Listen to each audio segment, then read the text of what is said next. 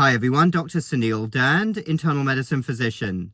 Welcome to another video. Busy day in the hospital. I've got a few minutes spare here, so I've nipped out to make this video because I want to highlight some very important things to remember if a loved one is ever hospitalized. I know I've talked about some of these points before, but I'm going to keep on emphasizing them, hammering home the points, because I see so many disasters unfold. I've worked in many different places, and these problems are universal. Hospitals are busy, things can get missed, and it is important that as a loved one, you are completely on the ball, because we'll all be in the position one day where a loved one is hospitalized. So here we go. Please remember all of these things. Number one, medication list.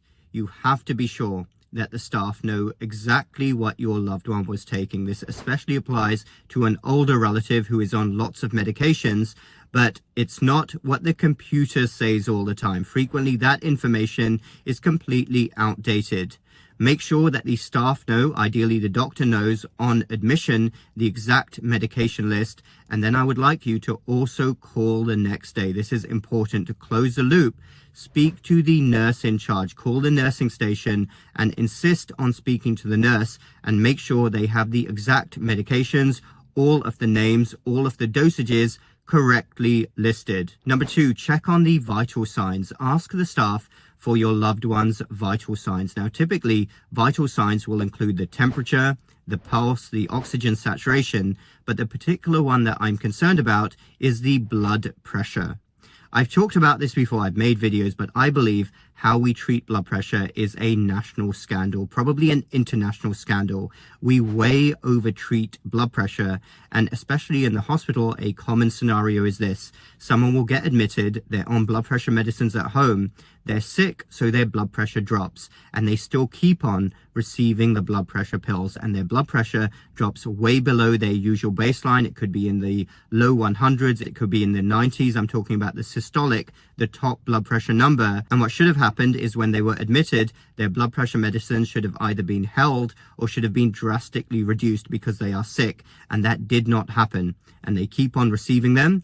Blood pressure is below their baseline. They're not getting enough cerebral perfusion to their brain, probably all sorts of other complications associated with this if it was ever properly studied. But I want you to make sure that your loved one's blood pressure is not dropping dangerously low. So whatever the baseline is, obviously that's different in everybody, make sure that they're not being loaded up with all of their pills when they're already sick. Number three, food and diet. How important is good nutrition for a good recovery? I've made videos on this before. I wouldn't touch any hospital food in the United States. It's highly processed, it's cheap. What you want to be doing, if I was ever hospitalized, I would insist that relatives bring in all of my meals and even all of my drinks, because hospitals across the country will load sick, inflamed patients up with processed foods. They'll be served muffins, pancakes in the morning. They'll be served sodas. It is absolutely terrible. How on earth is somebody supposed to heal if they are putting terrible pro-inflammatory foods into their bodies? And I would advise simple, real food, similar to what people ate a few decades ago. Focus on real, natural proteins, not those crappy protein drinks. Have a good amount of antioxidants, so vegetables, fruits are also okay, as long as people are not diabetic or have high blood sugars, but really focus on natural food intake. Optimize protein, antioxidants, and don't load your body with sugars, or don't load your loved one's body with sugars. I know you mean well, but please do not take your relative who is sick and inflamed donuts, cakes, other sugary products. That is not good for them. Obviously, if there's a limited lifespan we're talking about, then it might be different. You may want to treat someone. But if there's a serious chance of recovery, then adequate, real food nutrition is absolutely crucial. Number four, get moving as quickly as possible. If your loved one is in the hospital and has a realistic chance of recovery, then you must not allow them to get what I call sinking in bed syndrome. This is a universal problem across the United States, probably across the Western world, and it's due to nurses being overstretched. There are not enough physical therapists. There are not enough mobility aids. Patients, especially older patients, will come into hospital and they'll get deconditioned. They'll be lying in bed. They won't get up. If there is a serious chance of recovery, then they must get moving. Get into the chair, walk around the floor, hospital ward a few times every day, but do not allow yourself to get deconditioned. Your muscles must stay strong, and often it is on the family to push for this. A sorry state of affairs, but please remember to insist that your relative who you want to recover does that. Out of bed to chair, walk around as much as possible. Number 5, insist on speaking to doctors every single day, especially if we're dealing with a serious condition. Nothing less will suffice. Any doctor who thinks that it's not their job to speak to a loved one should not be a doctor. What I personally do is when I'm in the room with the patient, most of the time when I'm going to explain what's wrong and what the plan is, I will say, well, shall we get your loved one on speakerphone as well? And I will call their husband, wife, their child, and I will make sure that they hear everything and they can ask me any questions as well, because often the loved one is more worried than the patient. So please insist, do not think that you are a burden to the medical team. This is your loved one and you want the best for them. Insist on speaking to the doctor, and again, any doctor who doesn't want to do this or thinks this is a burden is not worth their salt. But you should get on their back. You have to know what is going on, and you should not feel bad about making that request. That is the job of the doctor. Number 6, insist on clear discharge instructions. At the time of discharge, everything should be abundantly crystal clear.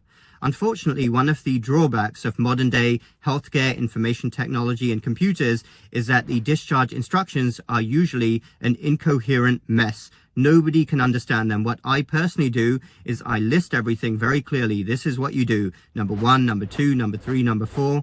Print it out on a piece of paper, put it in a Word document, and then make sure that the text size is big. And I copy and paste that from my computer note onto this Word document, and I hand it to the patient or the relative, because what you have to know are the following. Number 1, who should you follow up with and when? Number 2, what blood tests and imaging procedures are needed in follow-up, if any? And number 3, what should be done if things don't go well?